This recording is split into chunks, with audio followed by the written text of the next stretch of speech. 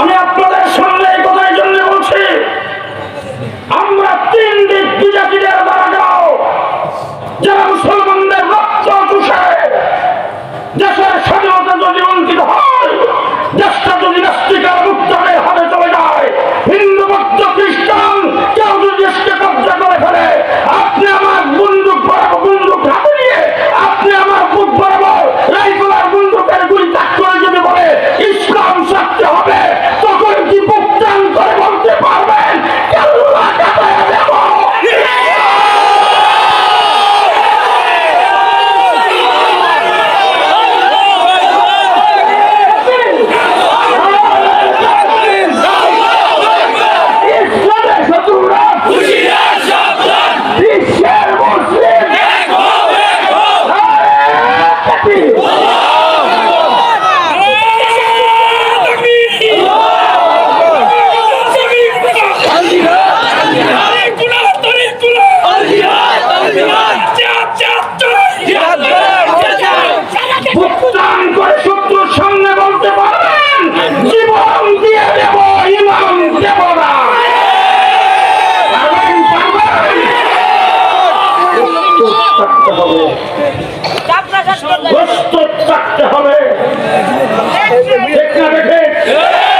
আমার দেশের মাত্র 35 কিলোমিটার ভারতবিহীন বার্মার সাথে আমার বর্ডার।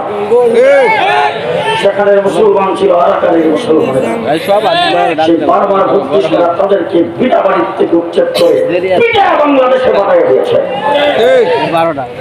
আমরা কি নিরাপদ?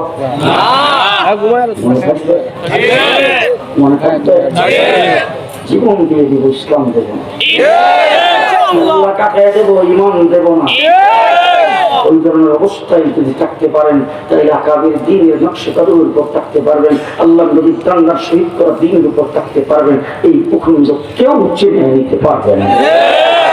আমরা মুসলমান আজকে দেশ থেকে ইসলামকে বিদায় করার জন্য 1 নম্বর হাতিয়ার যেটা তারা গ্রহণ করছেন সেটা হলো শিক্ষা ব্যবস্থা থেকে ইসলামকে বিদায়। আজকে আমার দেশের 99% মুসলমানদের ট্যাক্সের পয়সায় পরিচালিত স্কুল, তাদের ট্যাক্সের পয়সায় স্কুলের মাস্টারদের বেতন, তাদের ট্যাক্সের পয়সায় স্কুলের বিল্ডিং, সেই বিল্ডিং এর ভিতরে বসে হাসের ডাক, ব্যঙ্গের নাচ।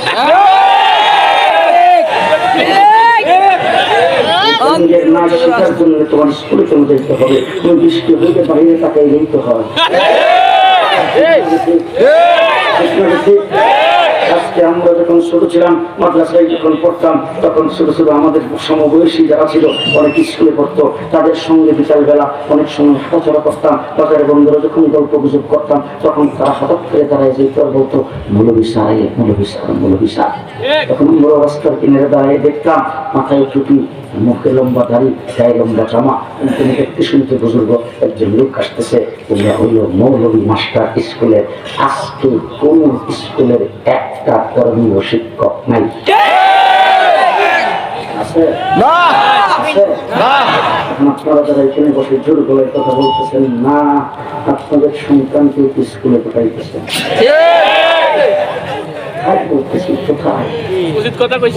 শুধু তাই না, ধর্মীয় সাবজেক্টের কোন পরীক্ষা নাই।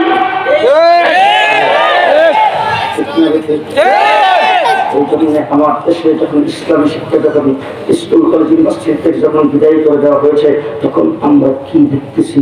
এদেশের কোন লিডার, এদেশের কোন নেতা, এদেশের কোন বড় বড় বুদ্ধিজীবী যখন ইন্তেকাল করে, তখন তার সমপাঠী, তার দলের লোকেরা যখন জানাজার ময়দানে অংশগ্রহণ করে, সেই জানাজার দৃশ্যটা দেখলে আমরা কিসের হাসি? আমার মনে হয় ইবলিসের হুঁশ থাকে না। বলেন ও আমার ভাইয়া, আজকে আমার দেশের বড় বড় উচ্চ শিক্ষিত, আজকে আমার দেশ যারা পরিচালনা করেন, আমার দেশের মাদ্রাসা সমূহ কওমি মাদ্রাসা সনদের স্বীকৃতি দেওয়ার সময়, তখন আমার দেশের হাইয়াতুল উলিয়া জামিয়াতুল কওমিয়া বাংলাদেশের সেই বুকের নামটা স্পিকার থেকে শুরু করে সংসদ সদস্য পর্যন্ত বলেন। কারণ হলো স্কুল কলেজ থেকে ধর্মীয় শিক্ষাকে বিদায় করে দেওয়া হয়। আজকে আমার দেশের মসজিদের আগের কাতার দখল সব রিটায়ার। এখন আমি আপনাদের কথা বলতেছি না, আমার টাকার কথা বলতেছি, কিসের না। মসজিদের আগের কাতার সব রিটায়ারদের দখলে। অফিস আদালত থেকে রিটায়ার, কোন কোন ক্ষেত্রে তিনি দোকান থেকেও রিটায়ার। কারণ অফিস আদালত থেকে রিটায়ার হওয়ার পরে যে পেনশনটা পাইছিল সেটা দিয়ে করছে একটা শপিং, সেটা দিয়ে করছে একটা দোকান। সেখানে ব্যবসা বাণিজ্য ভালোই চলছে। ছেলেবেলারা বড় হইয়া দোকান যখন চালাইতে শুরু করছে, হঠাৎ করে মা এসে একদিন ডাকবে, মা আপনার কালকা থেকে দোকানে যাইতে না করি। মা ডাকবে, তুই বাবা, তোর আব্বার জীবনের সঞ্চয় দিয়া এই দোকানটা করছে, তোর আব্বা তো দোকানের জন্য খুব তোদেরকে দোকানটা করে দিছে, এখন তোরা না করস কি লেগা? এরা উঠতে খামাখা কাস্টমারের সাথে বেচাও হয়। কথাবার্তা ঠিক করে ঠিক নেই, টাকা পয়সা ঠিক মতন কমতে পারে না, এই জন্য পরিবেশ নষ্ট হয়, কাস্টমারের মন খারাপ হয়, কালকের থেকে দোকানে পাঠায়। এখন দোকান থেকে এখন সে বুড়ির জ্বালা, এখন বুড়ি দেখলো যে আমার যে জ্বালা হয়েছে এখান থেকে রিটায়ার করা দরকার। 11টা বাজবার আগে বুড়ি ডাক্তার তাড়াতাড়ি মুছিয়ে দাও।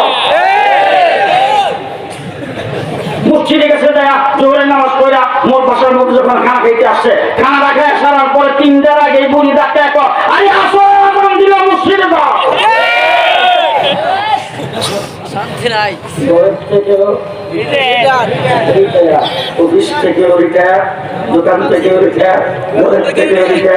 মসজিদে যায় হয়েছে তায়া, এখন সকালে একবার বিকাল একবার ইমামের সাথে লাগে। ইমাম সাহেব এত দামি জামাতে প্রত্যেকে পেল, ইমাম সাহেবের পাক দিয়ে তো সুন্দর গেল, ইমাম সাহেব সবের চশমা এত দামি সব কোথায় থেকে বলে, ইমাম সাহেবের হাতের ঘুরিয়ে দেখতে চকচক করে কোথায় থেকে পাইল, ইমাম সাহেবের ঘরের ভিতরে তো সুন্দর বিছানাপত্র কেন, ইমাম সাহেব সোফা কেন লাগাইলেন, ইমাম সাহেব এসি গাড়ি কেন চলেন? এই আপনাদের বিষয় নাই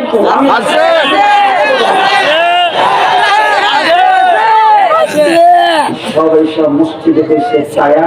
আমি একদিন জুবান মসজিদে বয়ানের সময় আমি বললাম যে মসজিদের আগের কাতার মহল্লার বড় বড় শেখগুলি যারা দখল করে রেখেছেন, আমি যদি আপনাদেরকে এক একজন করে আত্মাইয়া খুঁজে যাই,